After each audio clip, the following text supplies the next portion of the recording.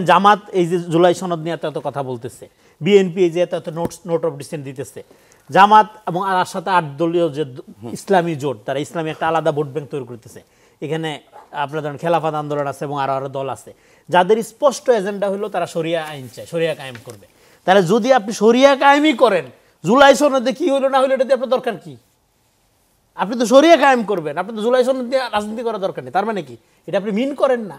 আপনি নিম্নকক্ষে বিআর নিয়ে একবার আন্দোলন করলেন, তারপরে আবার বললেন যে জুলাই সনদে স্বাক্ষর করবেন, এই হইলে না হইলে, এটা না হইলে ওইটা না হইলে, তারপরে আপনি যা শিখি স্বাক্ষর করলেন।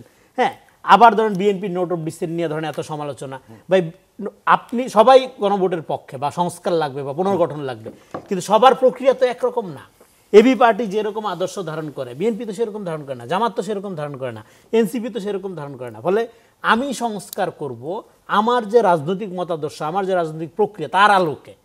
কিন্তু এখন এই ট্রানজিশনাল পিরিয়ডে আপনি জাস্ট একটা ডেমোক্রেটিক রুটে ডেস্ককে উঠাই নিয়ে যান, তারপরে বাকিটা জনগণ ডিসাইড করবে।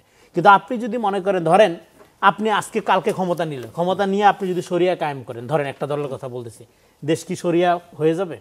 স্পেনে ভাই 800 বছর শাসন করার পরে তো কোনো চিহ্ন নাই আজকে ইসলামের। কেন নাই? কারণ এটা ভেতর থেকে আসতে হয়তো ভাই, পিপল উইলের মধ্য দিয়ে আসতে হবে। তো আপনি ক্ষমতা নিয়ে আপনার ইডিওলজি চাপাই দেন, সেটা হোক শরিয়া হোক মুক্তিযুদ্ধের সাথে, না একইভাবে ব্যাকফায়ার করবে। প্রক্রিয়া এটা না। আপনি তো শরিয়া করতে চান, welcome, go to the society, জনগণকে বলেন আফগানিস্তানের মানুষ শরিয়া চায়, যেন শরিয়া হয়েছে তো। কিন্তু আপনি সকালে শরিয়া বিকালে গণতন্ত্র, এটা তো হবে না তো ভাই। মানে শরিয়া আর গণতন্ত্র মানে সম্পূর্ণ ডিফারেন্ট জিনিস, ডেফিনেটলি ডিফারেন্ট জিনিস। আপনি এটা পশ্চিম, আপনি জুলাই সনদটা কি করা হচ্ছে, জুলাই সনদের ইসলামিক দল অনেকেই তো মনে করে যে এই শরিয়া কেন্দ্রিক যে শাসন সেটা গণতন্ত্রের বাইরে বা গণতন্ত্রের সাথে খুব বেশি কনফ্লিক্ট করে না। তাহলে তো তারা মনে করে, কিন্তু আরো অনেক ইসলামিক, তারা যে 8টা দল ইসলামিক দল মানে ভোটে আসছে, তারা তো এই গণতন্ত্রেই বিশ্বাস করে ভোটে আসছে নাকি? নো, তাদের যে রাজনৈতিক এজেন্ডা, যেমন এখানে আপনি অন্যান্য যে দলগুলো আছে তাদের যে ইস্তেহার যদি আপনি পড়েন, দলের গঠনতন্ত্র পড়েন, তাদের শরিয়ার বাইরে রাজনীতি করার সুযোগ নেই, তারা ইসলামী রাজনীতি করে। তাদের এই শরিয়া কি ভোট দেওয়ার নিয়ম আছে?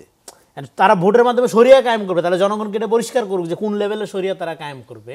ধরেন আপনি আমাকে ভোট দিলেন, দেওয়ার পরে আমি এবার এসে শরিয়া ভালো হতো যদি তাদের একজন থাকতো, আর একটু ক্লিয়ার হতে পারতো। বলে আমি এটা বলি, তার মানে কি? তার মানে আপনি চাইলেই সবকিছু করে ফেলতে পারবেন না। এটার একটা এই উদাহরণটা দেওয়ার উদ্দেশ্য হলো এই কথা বলা যে না, আমি শরিয়ার বিরোধিতা করার জন্য না, হ্যাঁ, আবার লেভেলিং করার জন্য না। এই কথা বলা যে পাবলিক চাইতে হবে, পাবলিকের উইলের ভিতর দিয়ে আসতে হবে ক্ষমতাটা। ক্ষমতা বৈধ হয় কখন?